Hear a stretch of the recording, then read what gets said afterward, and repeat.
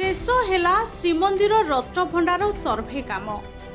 श्रीमंदिर मुख्य प्रशासक अरविंद पाढ़ी एने सूचना दे कहते वैज्ञानिक आनंद किशोर पांडे नेतृत्व में सर्भे शेष होइछे। जदिओ काली पाई मध्य समय थिला किंतु एही सर्भे वर्तमान सरी जाइछि। एनजीआरआई श्रेष्ठ ज्ञान कौशल व्यवहार करी सर्भे करिछि। उक्त सर्भे रिपोर्ट एएसआई को हस्तांतर सह राज्य सरकार को भी प्रदान कराजिबो।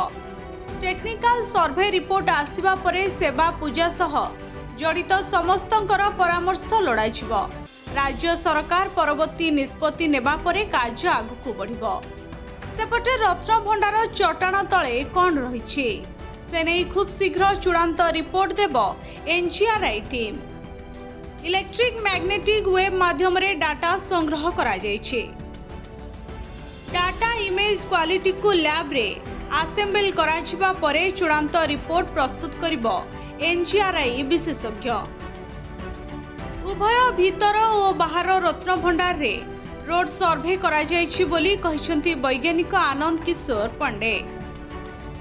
तेबे यहा पूर्वरु एएसआई रत्न भंडार बाहर कांथर लेजर सर्भे करी विभिन्न दिगरे फाट चिन्हट करिथिला। तेबे चलित मास 18 तारिख रे एनजीआरआई टीम मध्य लेजर सर्भे करिथिला।